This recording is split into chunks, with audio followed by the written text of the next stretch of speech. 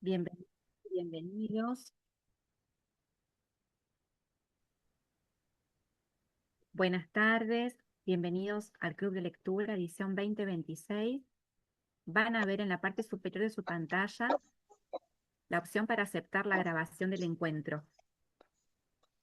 Estamos muy contentos de recibirlos y de compartir esta tarde para estar juntos, también para acompañarnos. Hoy es un día para muchos de nosotros triste por la partida del indio y queremos recordar también su poesía, su música, su palabra y algo de este encuentro con palabras tiene que ver con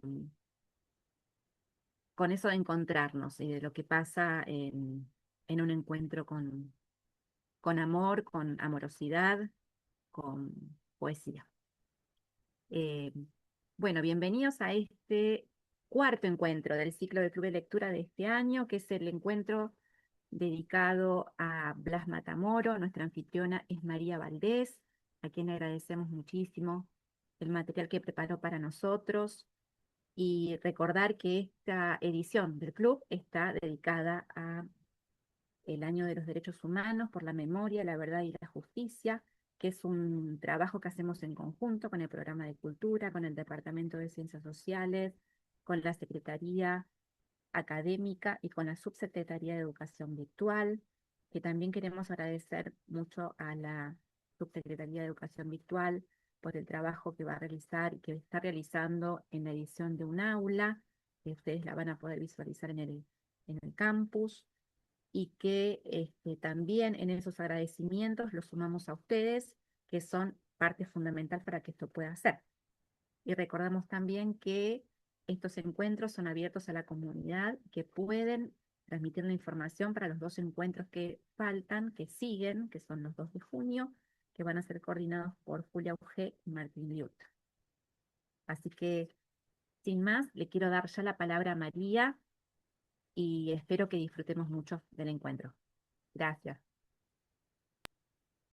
Hola, bueno, buenas tardes a todos. Supongo que me escuchan perfectamente bien, ¿no? Estoy medio con la voz tomada, pero intentaremos hacer lo mejor posible. Quiero agradecer al ciclo de lectura por haberme invitado, porque me obligó de alguna manera a tener que elegir y de todo lo que se podía elegir en función de la temática que tiene el aula virtual, me acordé, aunque siempre lo tengo a mano, de un libro que quiero mucho, que es Olimpo de Blas Matamoro, un escritor que poca gente lee. Recientemente la editorial y Ríos han sacado de vuelta una edición de Olimpo y también de Fundidos a Negro y Taller de Otoño, pero Blas Matamoro tiene una profusa producción escrita, ¿no? Y como siempre, cuando hablamos de libros, hablamos de los libros que son como parte de nuestra musculatura, básicamente. Buscaba y me salía siempre Olimpo y me salía siempre Olimpo y dije, bueno, vamos por Olimpo. Y elegí de todo lo que ofrece Olimpo, pornografía y moral, porque tuvo que ver con muchas cosas de mi etapa posterior de investigación. Entonces lo que voy a hacer es compartirles ahora voy a compartir pantalla, espero que se vea bien. A ver, espérenme un minuto, desde el principio. Ay, no, tengo que salir desde el principio, siempre una cosa voy a hacer. Tiki, tiki, ti. Ahí están viendo la pantalla perfectamente bien, ¿no? Bueno. Entonces voy a poner acá para que vean todo esto y voy a empezar, porque para entender qué es o qué sistema refiere la escritura de Blas Matamoro, me voy a situar en un lugar muy específico que es acá. Este mapa es el mapa del barrio de Once de la ciudad de Buenos Aires y el punto que está marcado en rojo ahí corresponde a la dirección La Rioja 169. En un monoambiente de La Rioja 169 sucedió un hecho muy particular en el año 1971. Se juntaron en ese momento, en ese lugar, algunas personas que probablemente ustedes conozcan y otras no. Una es este señor, Manuel Puig, que para 1968 había publicado La traición de Rita Hayworth, una novela en la cual aparecía muy fuertemente intersecado con el problema literario en sí, el cine. Por otra parte, estaba también en ese grupo Juan José Sebrelli, gente que hoy las pensaríamos totalmente anómalas, o que no tendrían muchos puntos, no sé, políticos, partidarios, ideológicos en común, pero estaba Juan José Sebrelli, eh, el Sebrelli joven, quedémonos con esa imagen, el filósofo, sociólogo, que ya tenía una vasta producción también.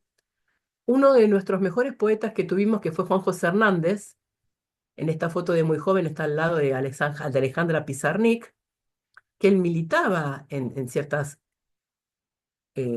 lugares ligados al marxismo. Y este otro señor que vive, Héctor Anavitarte, acá lo tenemos de mayor, pero es el que está parado de pie, aquí, sindicalista de correos, militante también, muy politizado, y todos ellos se juntaron en ese departamento y ahí se creó el Frente de Liberación Homosexual en 1971. Y esto es importante porque el problema de la diferencia sexual era un problema y estamos hablando de una época y de una situación en el país bastante convulsionada. Ese departamento donde se juntaron para fundar lo que es el Frente de Liberación Homosexual era el departamento de Blas Matamoro.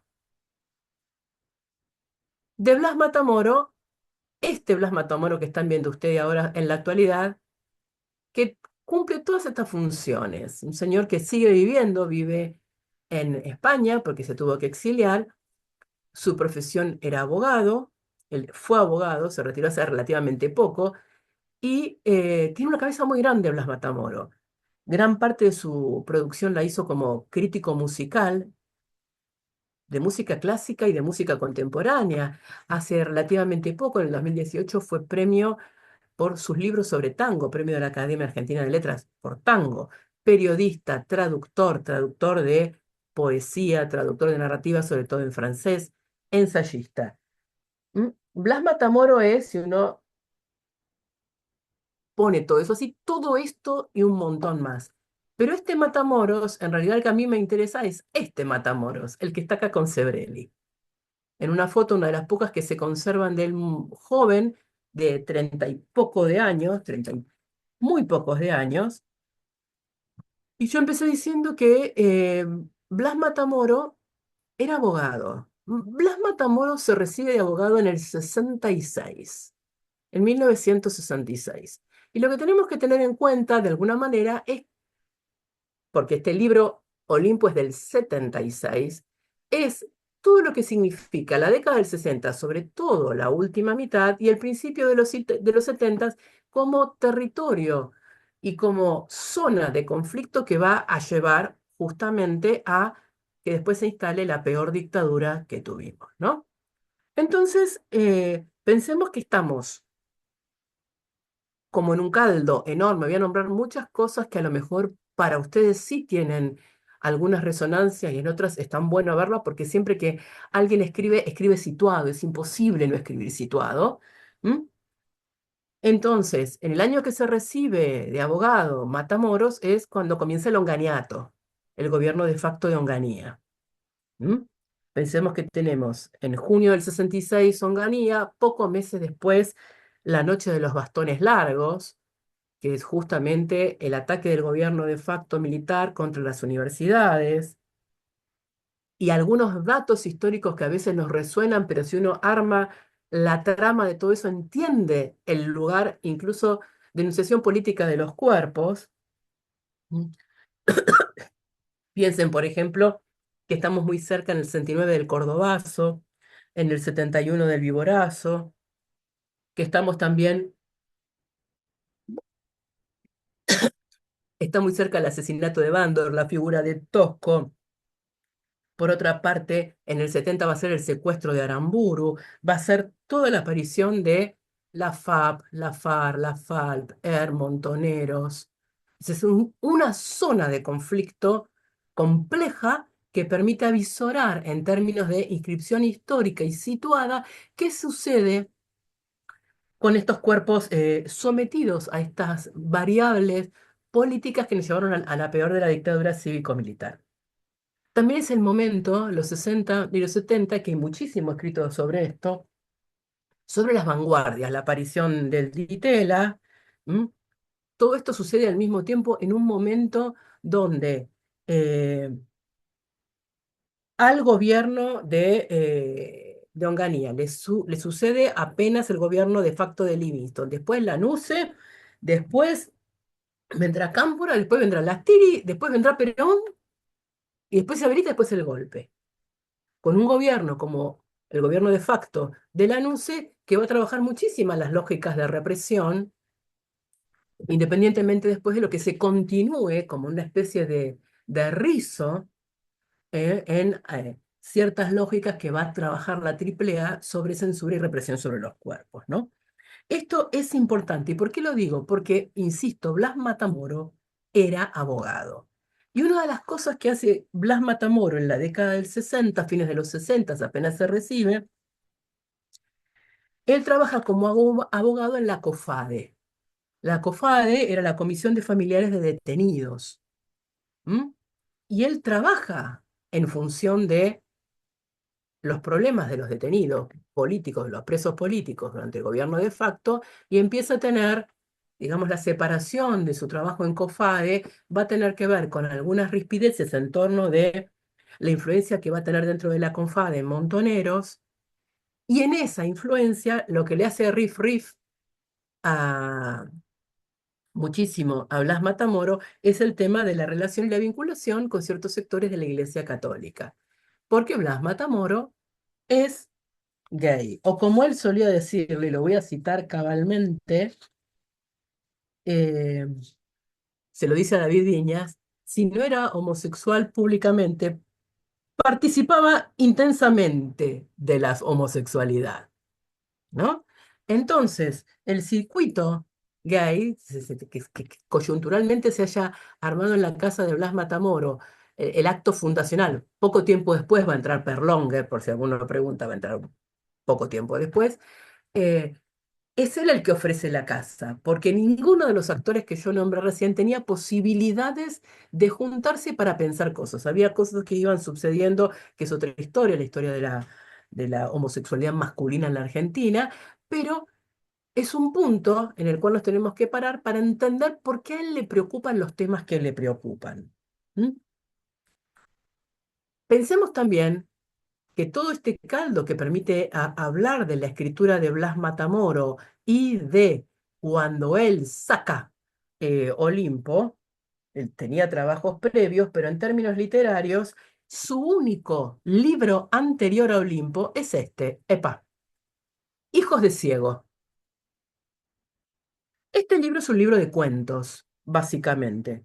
Es un libro de cuentos donde lo que hace Blas Matamoro, un libro precioso, trabaja metafórica y desplazadamente la figura paterna, es decir, qué sucede cuando un padre no puede guiar.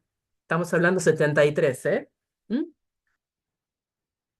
Hace análisis a través de sus cuentos de la decadencia de la clase inmigrante, del conventillo a a la degradación de todo tipo de vínculo, y también algo muy en boga en relación con el periodo, porque es cuando empieza también a aparecer muchísimo también en términos de la disputa política, que es posible pensar de los cuartos en términos de politicidad, el psicoanálisis.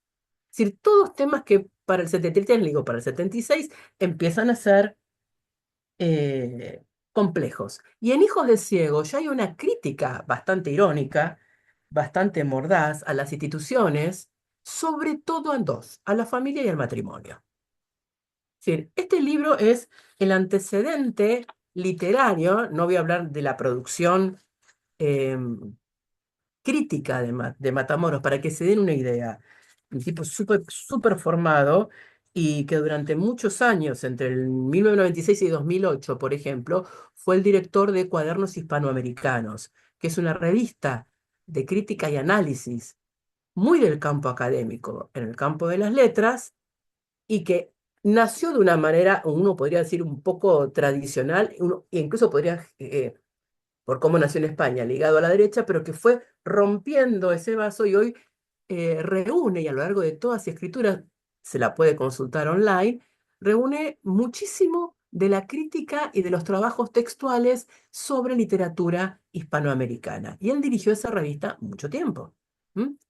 Entonces, no voy a hablar de eso, no voy a hablar de un libro señero para mí en su momento cuando cursé la universidad, eh, porque fue Genio y Figura de Victoria Ocampo, que es de Blas Matamoro también, sino que vamos a lo que es su primer libro, digamos, de ficción que lo ubica dentro de un campo por fuera de la abogacía, que es Hijos de Ciego. En el 76, él publica el libro que nos ocupa, que es Olimpo, y que para envidia, decían hace un rato, se los mostré a las chicas, yo tengo la primera edición. ¿Y por qué digo que yo tengo la primera edición? Porque en la edición que editó ahora Blatty Ríos, al final aparece, yo me olvidé de, es muy cortito, así que lo voy a leer, em, aparece el texto publicado en el Boletín Oficial del 6 de septiembre de 1976 de la dictadura cívico-militar. Y el texto dice así: Seguridad Nacional, prohíbese la circulación de un libro. Decreto número 1.1814, Buenos Aires, 24 de agosto de 1976.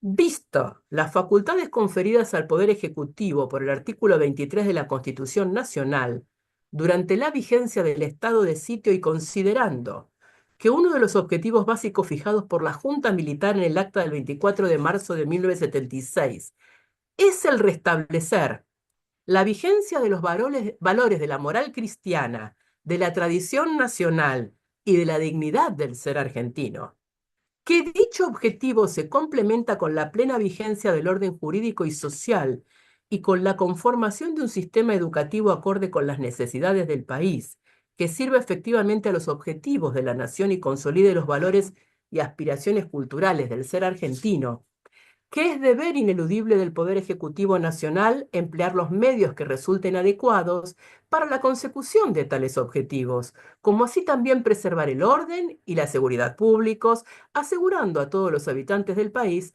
el desarrollo de sus actividades en un clima de paz y tranquilidad.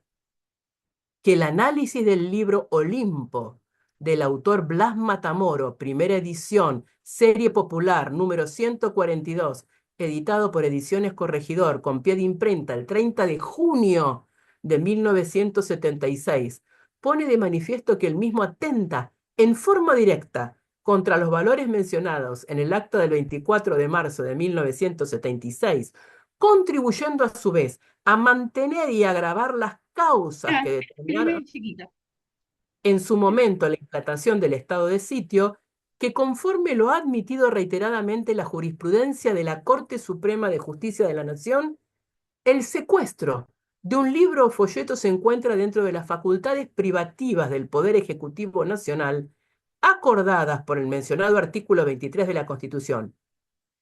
Por ello, el presidente de la Nación Argentina decreta, artículo 1, prohíbase la distribución, venta y circulación del libro titulado Olimpo, del autor Blas Matamoro, primera edición, serie popular número 142 de Ediciones Corregidor, con pie de imprenta del 30 de junio de 1976, y secuéstrense los ejemplares correspondientes.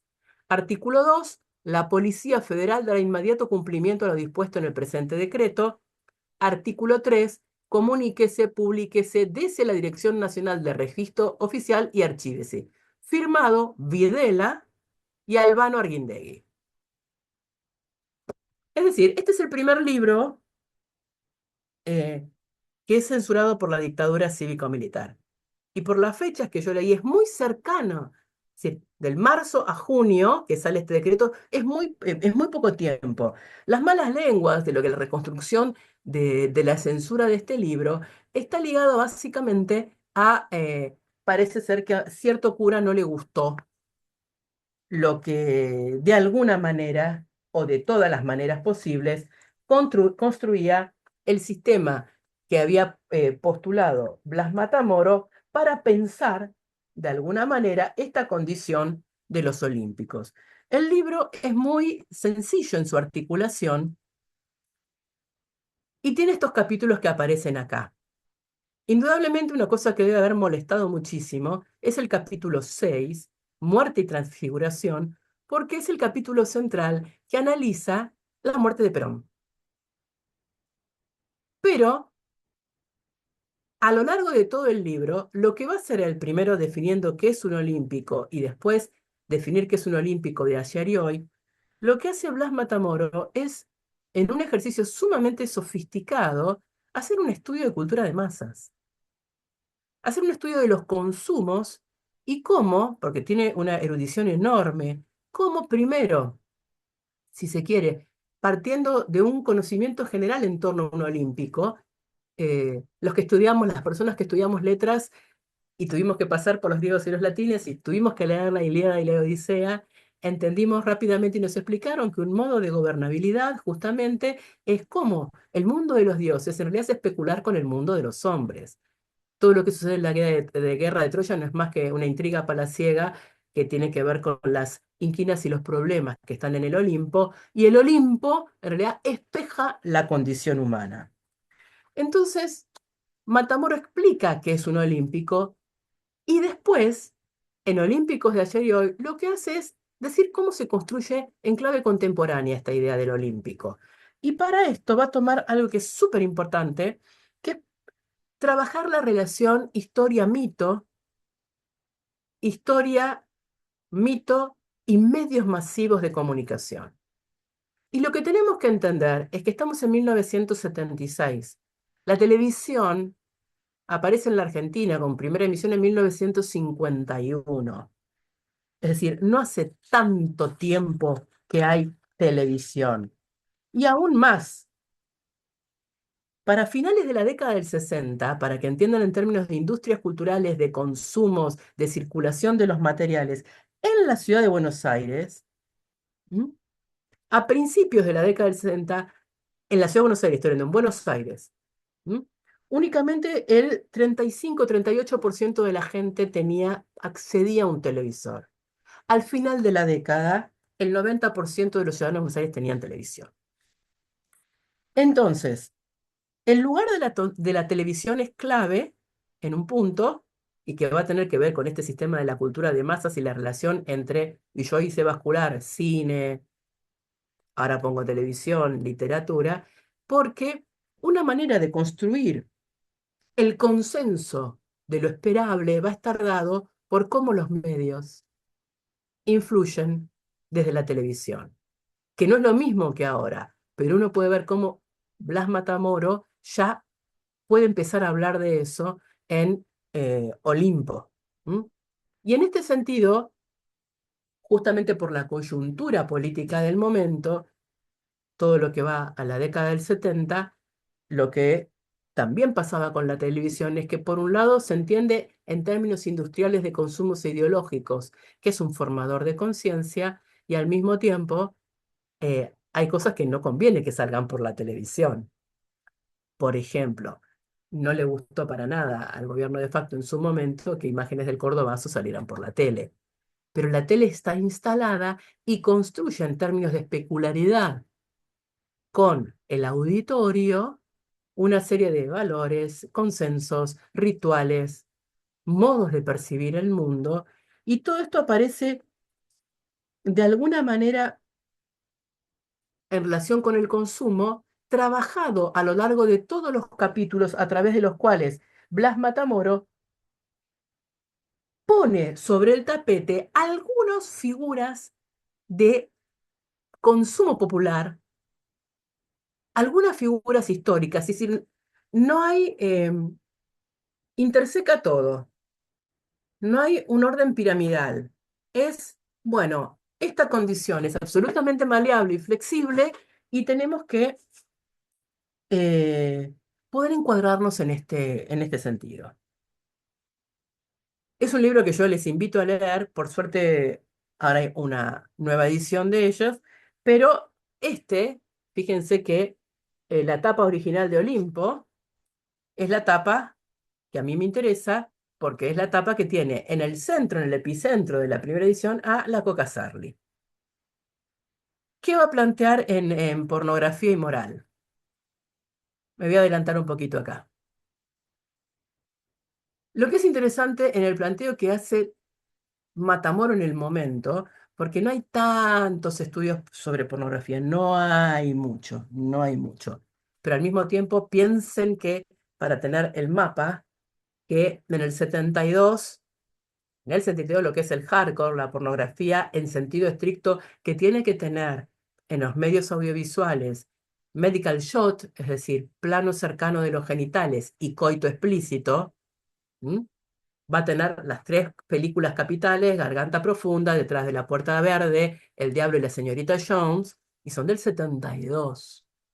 Acá estamos hablando de otra cosa, lo que va a decir, lo que va a construir justamente Matamoro en su momento es cómo el circuito pornográfico de consumo masivo, en este caso su epítome sería la relación Armando Bo-Isabel Sarli, en realidad es la contracara de un mecanismo de censura.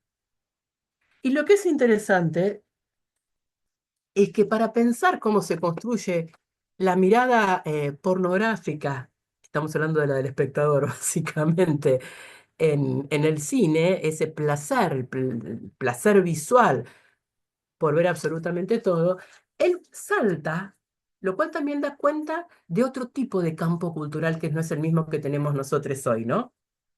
Él salta, primero hablando de alguna pornografía muy ingenua y toma dos cosas, a dos figuras, la de Mecha Ortiz y la de Tilda Tamar. Y dice, solo en la década del 40, con las películas de Mecha Ortiz, se empieza a ver la imagen del cuerpo alcanzado por el placer sexual. Los primeros atisbos de exhibición pornográfica corresponden hacia finales de dicha década a los films de Tilda Tamar. Allí el cuerpo empieza a ser mostrado como objeto sexual del espectador y no ya de otro personaje. Naturalmente que hoy 1976, juzgamos todo aquel erotismo y toda esa pornografía sumamente ingenuas. Yo les puedo asegurar, porque una de mis áreas es el cine argentino, es que en las cuatro cosas que él cita hace una línea histórica en toda la historia del cine argentino. Mecha Ortiz, esta señora que ustedes ven acá, había filmado en 1937 una película que se llama Los muchachos de antes no usaban gomina, de Manuel Romero, y en esa película ella construye un personaje que es mítico dentro de lo que es el registro porteño, del tango y del cine, que es la rubia Mirella. Es la mujer de la noche, la mujer del champán, la devoradora de hombres. Pero, ¿por qué la estás citando? Estamos hablando de un Blas Matamoro en el 76, la televisión es reciente, pero toda esta gente se formó muchísimo yendo al cine como consumo popular. ¿Mm? Entonces, él está hablando de un conocimiento de un campo, el del cine, que fue formación de espectadores y formación de modo de construir la ciudadanía, y hay muchísima bibliografía al respecto, y Mecha Ortiz, con su voz grave, con esa presencia que siempre parecía más grande de lo que era, em- hace ese papel de la rubia Mirella, pero después va a haber una película, que hoy es una película de culto, que se llama Safo, Historia de una Pasión, dirigida por Carlos Hugo Christensen, una película de 1943, y esa película es la película de la mujer de la vida que se devora al joven, y el joven no puede hacer nada más que sucumbir entre ellas. Y en sentido estricto lo que tenemos es casi un plano, este que les estoy mostrando, que es casi la síntesis del problema de la película, es ella, la mujer araña, que se devora absolutamente todo. O sea, desde la década del 30 para adelante, toma una figura nodal dentro del imaginario de la estrella femenina, y después va a tomar a esta otra señora, Tilda Tamar, entrerriana. Sí, Tamar es Marta dado vuelta, es el nombre de la mamá. Y de ella también es un nombre de pila. En la imagen que están, el que ustedes ven debajo, está con Brigitte Bardot, porque ella después se fue a vivir a Francia y también filmó en Francia, artista plástica, una mujer a quien en Francia la llamaban la bomba argentina, casi como una especie de Marilyn Monroe, y que en las películas, también en comedias, pero también en dramas, aparecía como un sex symbol. Y acá coloco dos. Una que también es de Christensen, en Adán y la serpiente. Miren la iconografía, cómo aparece construida ella. Y otra que es de Ernesto Arancibia, La mujer desnuda. En Adán y la serpiente se considera que es la primera película argentina donde aparece una mujer en traje de baño de 2 piezas, y es Tilda Tamar. Aparece 30 segundos caminando al lado de una piscina, pero es el primer traje de 2 piezas. Pero no pasa únicamente eso. Tilda Tamar, más allá de su belleza, más allá de esta imagen hermosísima, de este rostro casi perfecto, es decir, todas estas figuras del cine tenían, muchas de ellas, una fotógrafa muy particular que también sentó las bases de todo lo que es las fotos de actrices y actores en la Argentina, que fue Anne-Marie Henrich, cuyo estudio sigue estando en Avenida Callao. En 1946, fíjense todas las connotaciones que se van sumando, eh, Anne-Marie Henrich hace una serie de desnudos. Y hay uno que se llama Desnudo 21, que es este, Tilda Tamar.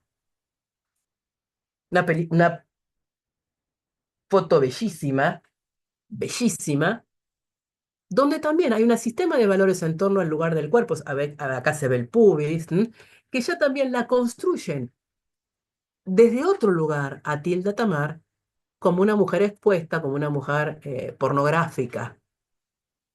Tomo estos dos casos y les quise mostrar estas imágenes porque las dos figuras que toma Blas Matamoro, antes de llegar a la que ocupa el centro del artículo, que es nuestra amiga la Coca Sarli, ¿m?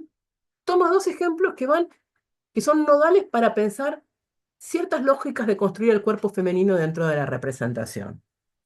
Y lo que es interesante es cómo también lo que va a estar haciendo a lo largo de todo el artículo Blas Matamoro, citando las películas de Isabel Sarli, ¿m? Desde la primera, El trueno entre las hojas, filmada por Armando Bo, y acá hay algo que es muy importante, porque él después lo va a tomar a lo largo del texto, y es que todo el mundo sabe que Armando Bo e Isabel Sarli vivían juntos, pero no estaban casados. Armando Bo, que se había formado en el cine argentino con los primeros pioneros y que había hecho sus primeras películas en el cine argentino y dirige, era un director que estaba casado con una machinandiarena, que ustedes no saben quiénes son. La familia Manchinadeira eran los fundadores de uno de los estudios más importantes cuando había cine argentino industrial en la década del 30, que es Estudios San Miguel, pero al mismo tiempo los Machinandiarena tenían la concesión de todos los casinos de la provincia de Buenos Aires. En sentido estricto manejaban el casino de Mar del Plata.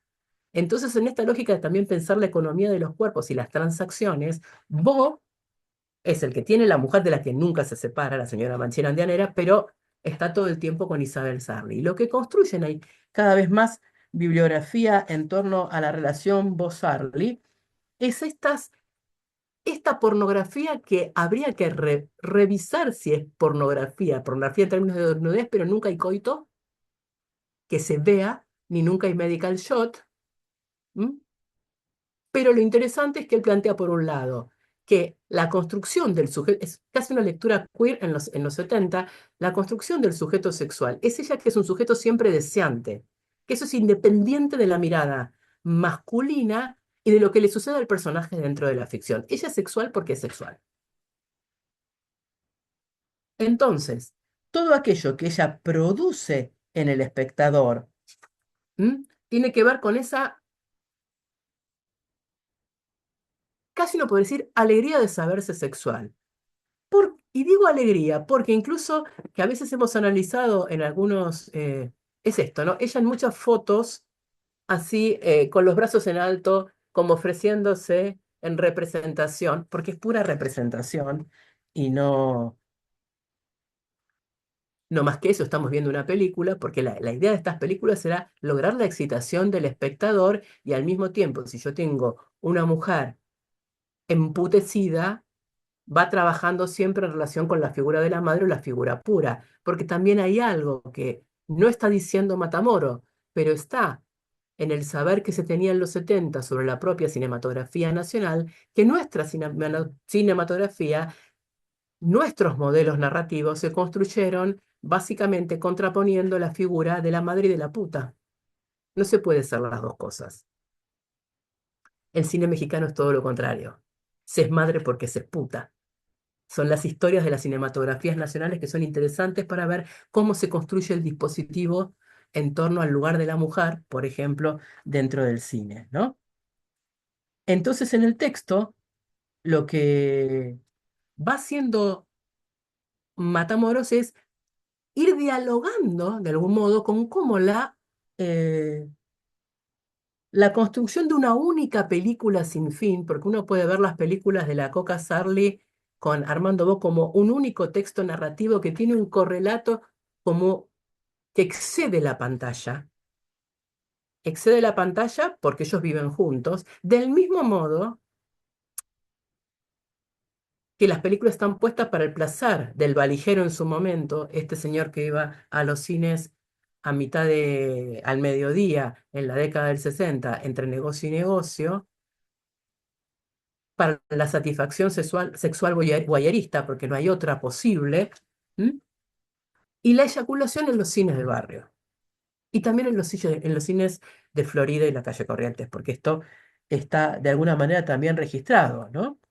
Pero cuando él va hablando de las cuestiones, desde las cuestiones de la purificación, la cuestión lustral, los ritos purificatorios que no son poscoitos, sino anteriores, porque el placer está en ella misma, más allá de lo que le sucede en términos de diégesis.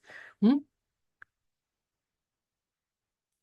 Es muy interesante que las referencias que toma como juego Matamoro apelan a una construcción de un manejo cultural muy de los 70 si se quiere, pero de una amplitud muy grande, porque él dice, muy bien, ahí hay una maldición del sexo, como la maldición del oro en la mitología clásica y en el folclore. La mitología clásica da por sentado que todos debemos saber quién es el rey Midas, o da por sentado que todos sabemos lo que es el oro de Amdani en la mitología nórdica. Y en el folclore latinoamericano supone que todos compartían un piso común de saber que era el dorado y los tesoros escondidos. Entonces, a medida que uno va rascando el texto, va encontrando capas de formación de un modo de pensar la cultura argentina de la década del 70, ¿no? Entonces, yo no me quiero pasar, esto es 7 menos 10, un horror, esto se pasa rápido. En este sentido, hablar de la coca es hablar de una continuidad, corrijo, del binomio Coca, Armando Bo, que se construye dentro del sistema cinematográfico, pero él está hablando de los modos contemporáneos de consumo. Entonces, lo que va a hacer ahí es, una vez que plantee esta doble moral de la cuestión pornográfica, porque es un sostén del sistema represivo, en definitiva, él va a ligarlo a otras figuras que son, esto construye un canon, hay estudios, tesis, seminarios sobre la cinematografía de Bo y Sarli en todo el mundo, un montón, más de lo que ustedes se pueden imaginar. ¿M? Pero él en el 76 lo está poniendo en relación también con otro tipo de consumos que son los televisivos. ¿M? Por eso también, para hablar de esta sexualidad y de este modo, ¿dónde? ¿Quién lo va a poner en estos términos? Esperen, que estoy. Porque no me quiero, se me fue la página. ¿Eh? El matrimonio morganático es un concepto clave dentro de este texto, porque el matrimonio morganático, que es el salto que a él le permite pasar de algún modo del binomio Bossarli al binomio Monzón-Susana Jiménez, el matrimonio morganático es un matrimonio de asimetría social. Es algo que viene de la realeza, donde el tipo que tenía una mujer que era la amante, por eso no le daba la mano derecha, sino la izquierda, reconocía al hijo, pero no había de ningún derecho a sucesión. ¿Sí? Entonces, la lógica del él lo que llama que el periodismo de la época logra entrever que entre ellos hay un matrimonio morganático tan estable y riguroso como si fuera formal y legal, esa lógica que también está de algún modo pegada por otro lugar al tema de el ascenso social, ¿m? La va a trasladar a la cuestión ligada a eh, La Mari, la película de Daniel Tiner, y en el medio la va a, me voy a adelantar, este es las imágenes que ustedes querían ver, y en el medio la va a ligar esta continuidad. Miren, elegí estas imágenes porque pueden ser de la película, pero algunas son de la vida misma, esto es de la vida misma, y construyen un continuum. Es casi una eterna película, casi como un borramiento de la relación entre el encuadre y el lugar del espectador. Y acá coloqué también, y voy a hacer una cápite, sobre las dos figuras femeninas que también aparecen nomencladas dentro del el texto de Matamoros. Esta es Sabina Olmos, que aparece, él dice, es la única que puede fungir como amiga, ¿m? Que también es otra figura nodal dentro de la cinematografía del cine argentino, sobre todo desde la película Carnaval de Antaño, en la década del 40, de Manuel Romero, ¿m? Pero que acá termina casi en su vida filmando con Armando Bo y esta otra mujer maravillosa, Alba Mujica, una actriz prolífica también, que es la que siempre le toca hacer los personajes lésbicos que son la terceridad expulsada dentro del registro narrativo porque tiene que ser eliminado. Esto no es posible porque dentro de la moral judeocristiana las lesbianas no tienen lugar. Digo esto María, te porque, quiero decir que son -10. sí, Si querés, en algún momento habilitamos la palabra para que también puedan ok, perfecto. tomar algún aporte Perfecto, cuando no, si vos querés, yo quieras. puedo cerrar esta cosita acá por dos cositas de la Mari y abro para las preguntas, ¿no? Dale, Sí, quedó corto el tiempo. Cuando dije también que el paso de una película a otra se da a través de esto, que es Rolando Rivas Taxista, es porque esta telenovela significó, y así está registrada en los libros, como la telenovela por la cual se paró el país. Porque también es la historia, en el primer año también, de una relación morganática, la de Rolando Rivas, que pertenece a una clase, y la de Mónica Helguera Paz, que pertenece a otra completamente distinta. ¿Mm? Entonces, esta novela de Migré significó también un antes y un después dentro de las narrativas televisivas en lo que es el circuito de formación del espectador televisivo en en la Argentina, en la ciudad de Buenos Aires principalmente.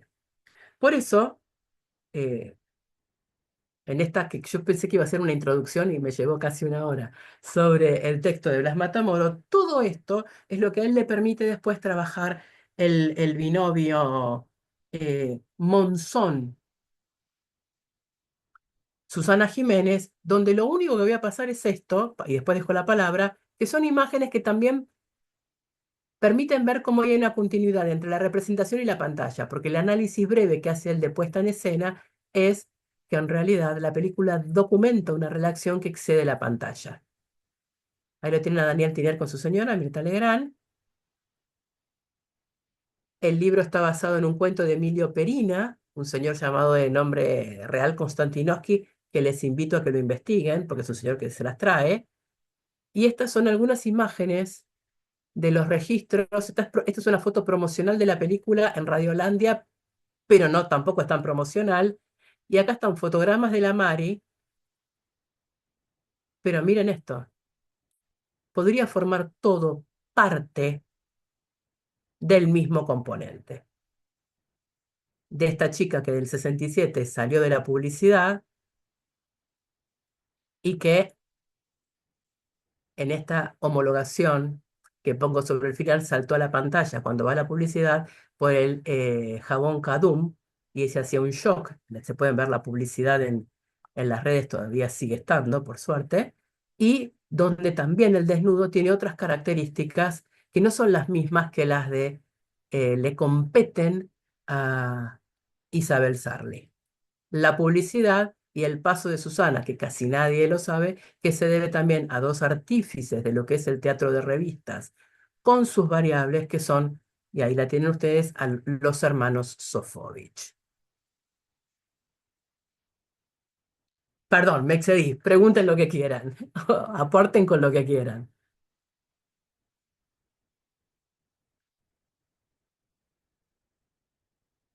Nadie aporta. Ay, ahí pude reactivar No, el ya. audio. Sos una hermosa, María. Es espectacular todo lo que nos compartís. Em, Perdón que te dije el horario, pero No, está quería que perfecto. Si no, yo. alguno pudiera decir algo porque realmente estamos como, así como el shock de Susana, estamos en shock nosotros también, podríamos decir, porque es precioso el material. ¿Alguien quiere decir algo? Yo quiero decir que, ¿me escuchan ahí? Hola, Lía. Hola, bien, bueno, acá estoy en penumbra, porque bueno, hoy Rox empezó diciendo lo del indio y todo tiene que ver con todo y eso me trastocó un poco la agenda en términos de lo que está sucediendo, la concentración en Plaza de Mayo, en La Plata en 7:50 y las responsabilidades con las niñas y mi compañero, así que bueno, estoy acá en el auto escuchándote, escuché por suerte todo, esperando que salga Emilia de la escuela. Y lo que quería decir es que este encuentro hizo una invitación a la lectura, por lo menos en mi caso, que no llegué a leer el material de Blas Matamoro, y escuchándote y viendo esas imágenes que además remiten a una época de la cultura popular muy interesante, eh, lo, lo que tengo ganas de hacer es ir a leer corriendo a Blas Matamoro, digamos.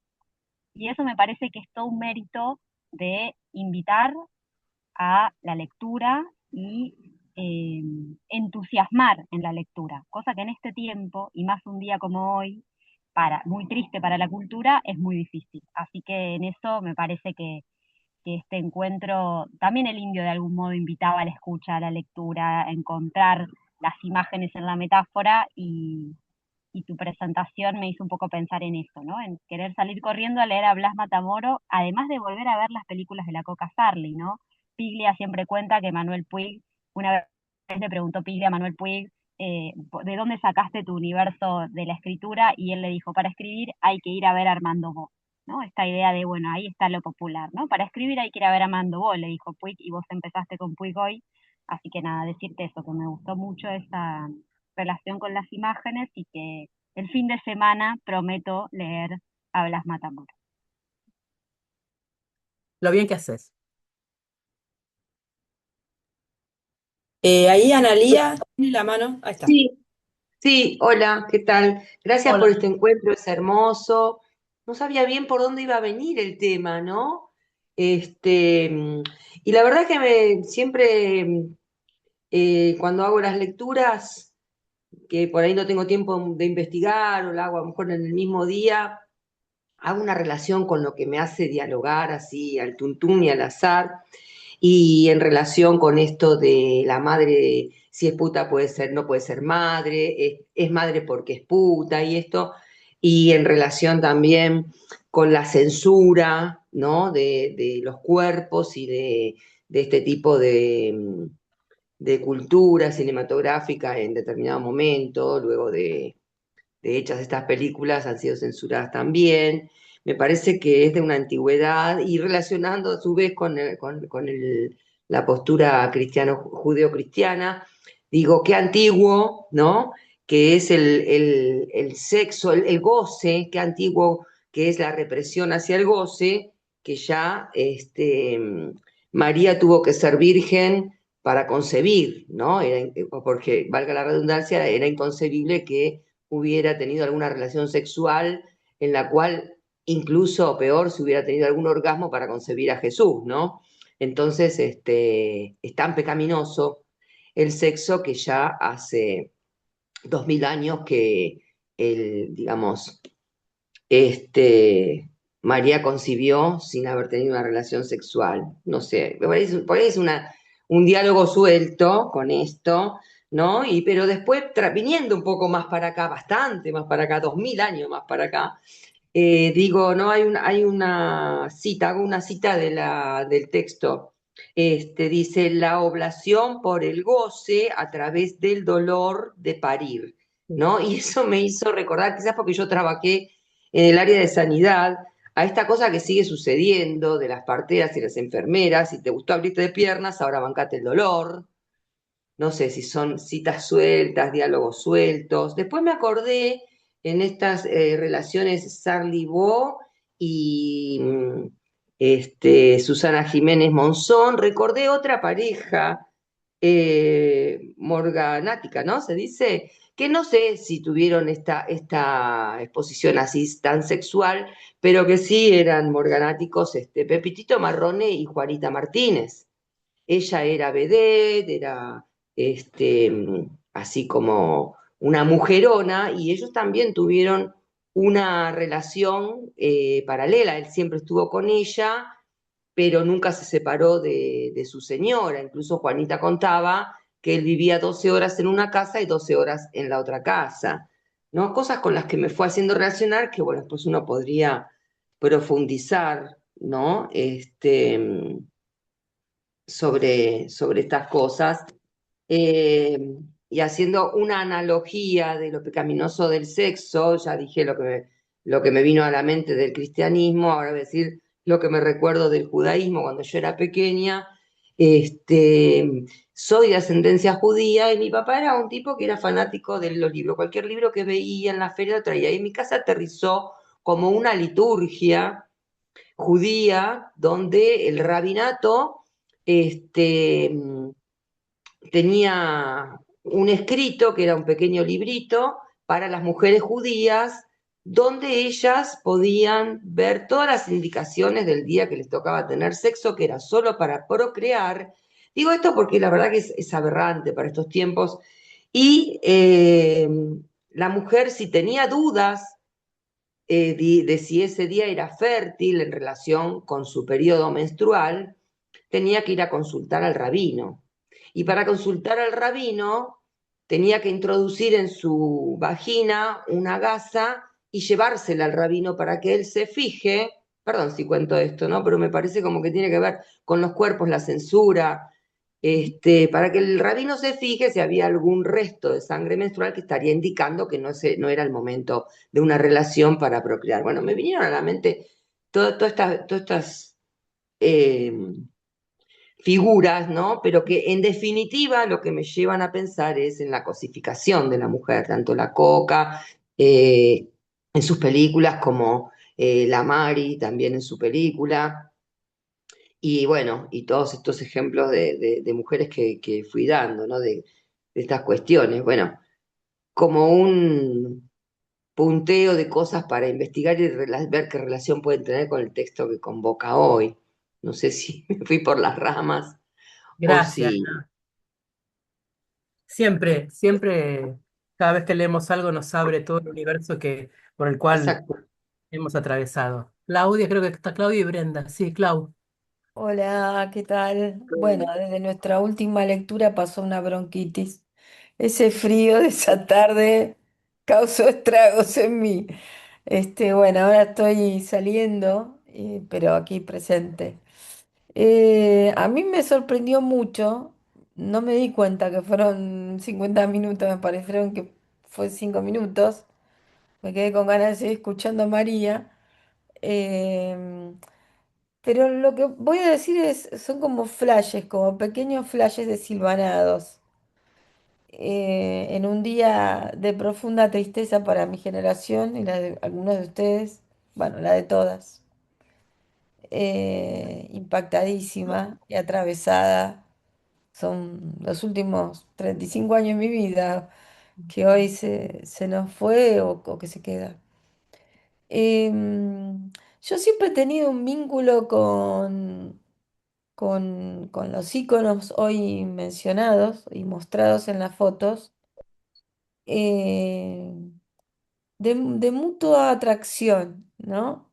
De mucha conexión con mi familia, es decir, volver a ver la cara de Meche Ortiz, de, de Tilda Tamar, que eran mujeres increíblemente bellas. Bueno, la Coca ni hablar, en la conversación familiar tanto de un lado como del otro.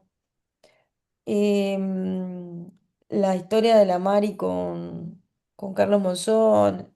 Y ahora que citaba Analía la historia de Marrone con Juanita, Ahí está. eh, para mí es como, con Juanita Martínez, todos esos nombres están como atravesando la vida de mis dos familias. Yo recuerdo a mi abuela, a mis abuelas, hablando de ellas. Ninguna de ellas, ni mi abuela María, ni mi abuela Yaya, ni mis tías, ni mis padres, que fueron más de ir a ver a la Coca Sarli, a teatro de revistas, igual que a Susana Jiménez, y a ir a ver a Monzón.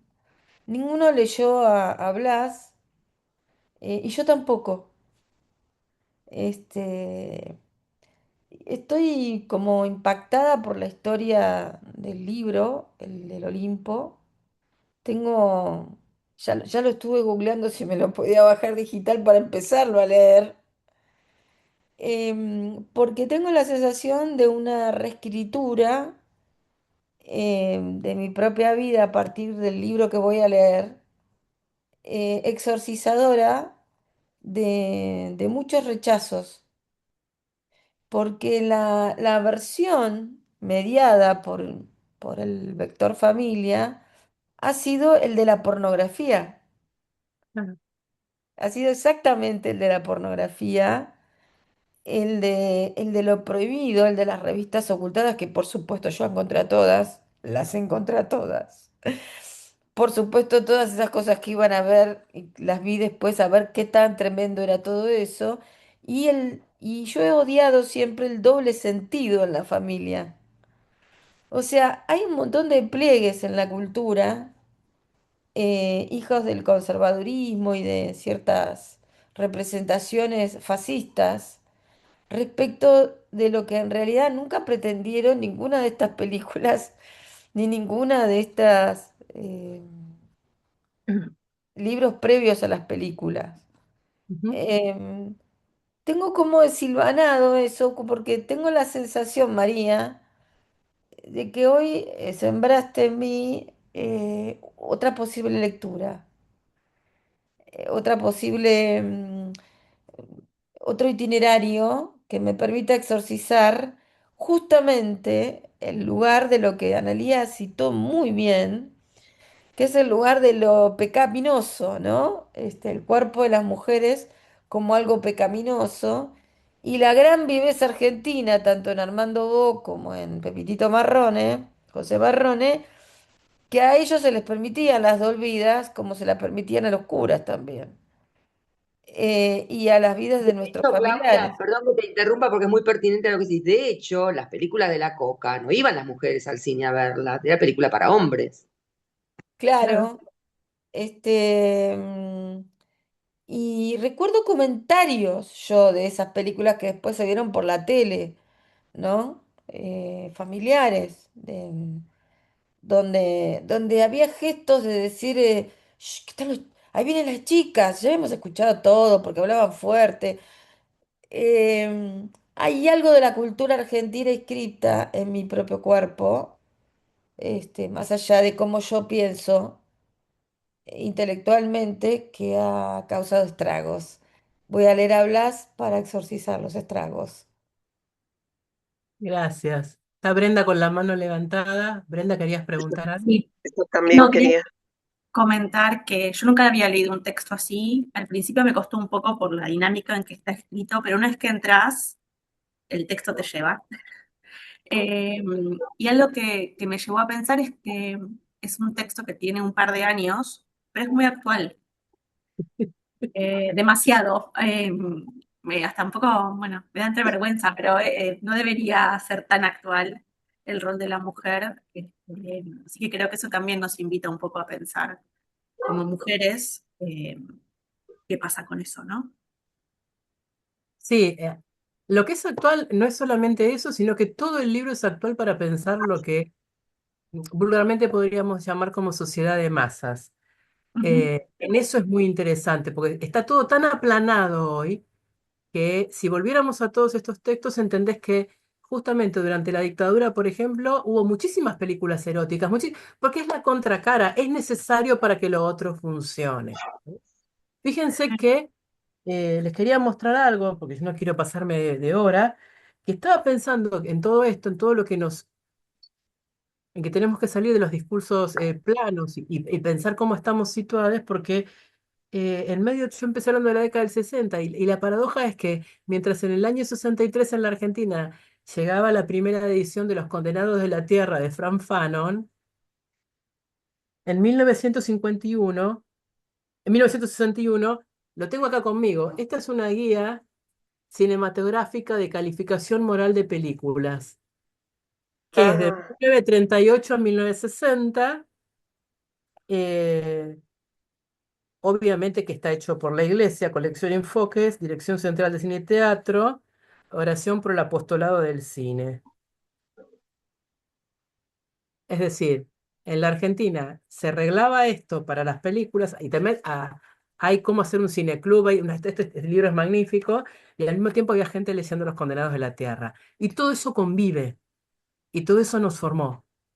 Entonces hay que entender el espesor y las texturas que tiene todo eso para no volverlo tan plano como los discursos que hay ahora en términos de politicidad, quieren aplanar todo como si no estuviéramos, así como yo tengo arrugas, porque tengo 60 años, somos una arruga en la medida de que somos capas de sentido a partir de las experiencias y de los libros y de todo lo que hemos vivido que nos supo construir o nos sigue construyendo, ¿no? Así que gracias. Y eh, a mí lo que me interesaba destacar eran dos cosas, ¿no? Por un lado, esta cuestión, ¿no? Cuando dice la conservación de la propiedad privada, una de cuyas instituciones jurídicas es el derecho sucesorio, exige la existencia de la monogamia heterosexual para que la filialidad sea indiscutible y se puedan establecer líneas hereditarias precisas. Entonces, sobre este aparato se monta una moral sexual represiva que cubre con sus rasgos permitidos el mundo de los impulsos hasta aquellos que la exceden. Ahora, la dictadura prohíbe este escrito que yo no conocía, gracias por traerlo, y que hace un análisis tan bueno. Y ellos, como reprimían y las cosas que hicieron, ¿no? ¿A dónde se les fue la moral a los señores que querían sanear esta sociedad? No sé si me explico. Sí, entendí perfectamente. Sí, entiendo lo que decís. Este es un libro que es cuestionador, que yo lo quiero mucho, lo tengo, y con orgullo muestro mi primera edición, que no sé cómo llegó a mí, porque todos fueron quemados. Es hermoso, es hermoso Fueron ese quemados, libro. fueron secuestrados y quemados. Claro. Los que se salvaron por circulación externa de colegas, y Blas Matamoros se va del país casi inmediatamente, no solamente por eso, sino porque su pareja lo confunden, ¿sí? Lo torturan, lo golpean a Martín, a su pareja, pero por confusión de documento de identidad. Es todo paradojal. Entonces dijo, bueno, pasa esto, pasa lo otro, nos vamos. Y vive en Madrid desde hace muchísimos años. Así que, y es un tipo que no entiende por qué están reeditando su obra, porque no vuelve a leer lo que escribió. Es todo un personaje, pero, insisto, me parece que Eh, es o- importante entender otra esto que dijo Claudia, que no sé si es la doble moral, es una única moral que tiene distintas facetas.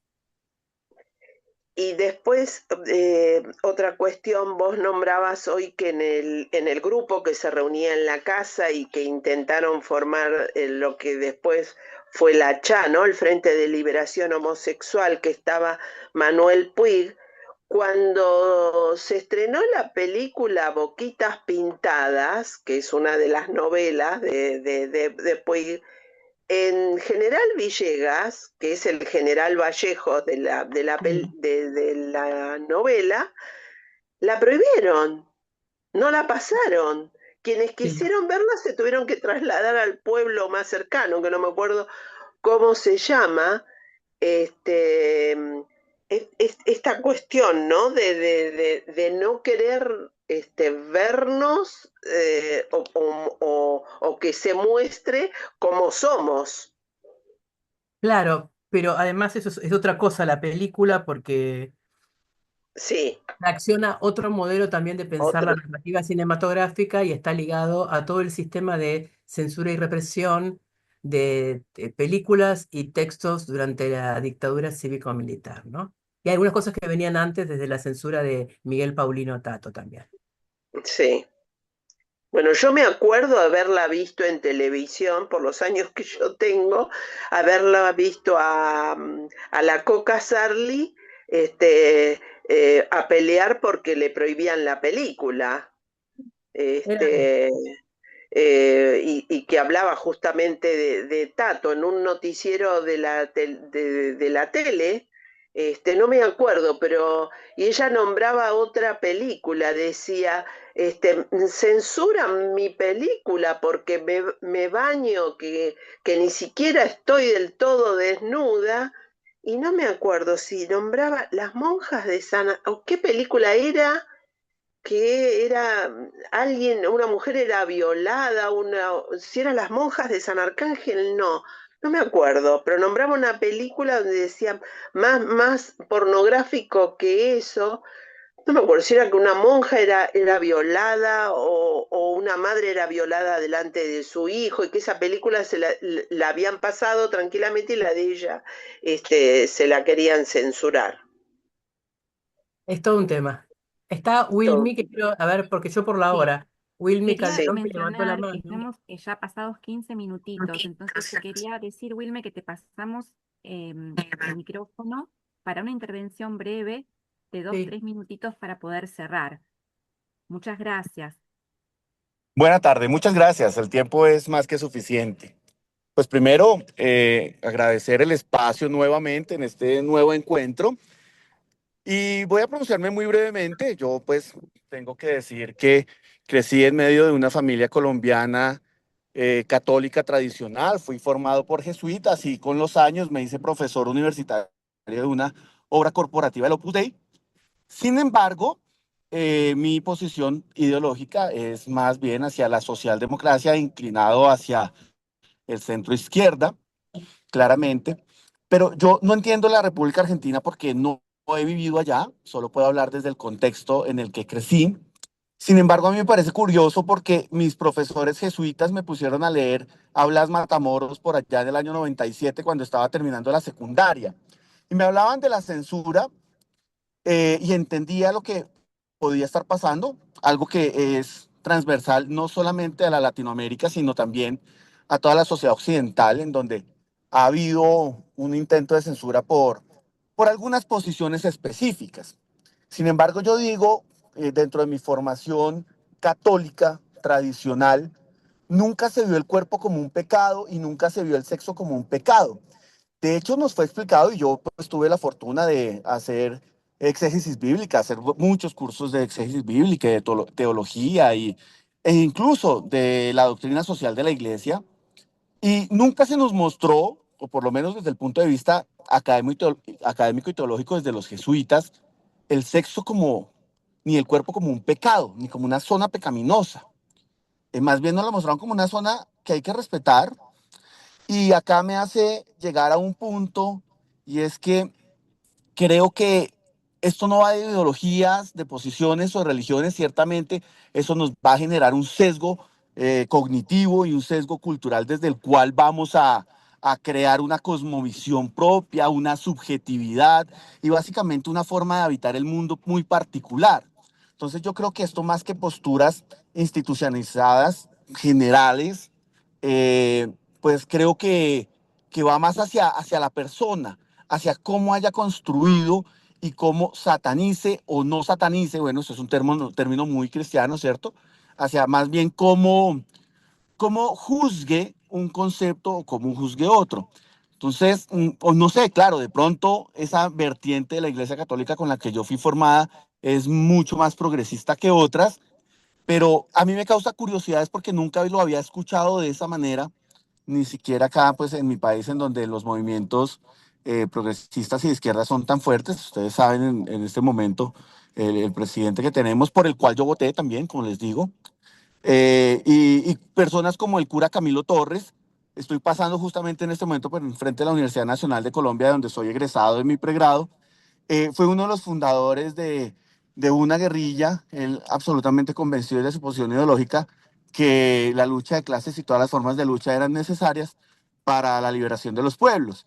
Entonces, para mí, en este contexto, es muy curioso y bastante interesante entender cómo yo, por ejemplo, siendo católico tradicional, habiendo sido formado entre el catolicismo, tuve aproximación a esos mismos escritos con una visión muy parecida a la de ustedes. Entonces me parece muy extraño desde mi posición, desde mi cosmovisión y desde mi historia de vida, cómo la interpretación de unos sacerdotes es la misma que ustedes tienen y fue la que me enseñaron, siendo yo muy niño, pues yo tengo 45 años en este momento pues estamos hablando de mediados de los años 90. Entonces es muy curioso porque finalmente todo esto es para acuñar una hipótesis que creo que ni siquiera es los pensamientos judeocristianos o monoteístas, sino que por el contrario va más allá. Por ejemplo, los temas del shintoísmo que conozco cuando he ido a Oriente y del budismo, creo que a veces pueden llegar a censurar más el cuerpo humano. Entonces, y son politeístas, y son un poco más tradicionalistas que otros. Entonces, creo que el tema no va de religión, el tema va de interpretación personal. Solamente para dar ese aporte, para decir que desde esta posición muy particular, eh, tengo una visión muy parecida a la que ustedes tienen, sin tener claro todo el contexto de la dictadura. Claro que vi las películas de Susana Jiménez acá en Colombia a través de La Parabólica, que era la televisión por cable de los 90. Teníamos aproximación a estas películas. De hecho, se copió mucho la estética de la publicidad argentina. Argentina tuvo o tiene todavía una influencia muy grande en los medios masivos de comunicación aquí en Colombia. Entonces, lo conocíamos un poco más. Y nada, pues de nuevo felicitar por estos espacios y agradecerlos profundamente, porque creo que como dice Chantal Mouffe, en el conflicto es en donde se hace evidente la verdadera democracia. Entonces, no, de nuevo, muchas gracias. Muchas Gracias a gracias, vos. María. ¿Querés decir algo más para terminar? En todo caso, cierro con esto que dijo Wilme, que en realidad también nos ayuda a ver la complejidad de la diferencia. Decimos Latinoamérica y es tan diversa, es tan distinta y las capas son tantas que habría que reconfigurar un montón de sistemas que tenemos naturalizados como verdades y que en realidad son constructos de sentido, ¿no? Y agradecer la escucha. Nada más. Gracias, Rox. Gracias a vos, María, por este hermoso material que reúne la posibilidad de un encuentro con el material y al mismo tiempo un reencuentro con todas estas piezas que son parte de una cultura compartida, construida entre todos, y que creo que es un libro que abre a múltiples posibilidades para seguir trabajándolo. Queremos invitarlos entonces el viernes próximo a la lectura de materiales de Griselda Gámbaro, de la mano de la anfitriona Julia Ugé, y al último encuentro de la mano de Martín Liud para Canciones Prohibidas. Muy contentos de que estén acá. Compartan la invitación a otra gente para que otra gente se pueda sumar, que es muy importante. Y bueno, recordar que es un espacio que la universidad construye con su comunidad y que es un espacio para la comunidad, de la comunidad, porque bueno, la universidad somos todos. Así que muchas gracias. Hasta la próxima. Gracias por la tertulia, hermosa. Hasta el Gracias, viernes. hermosísimo, muchas gracias.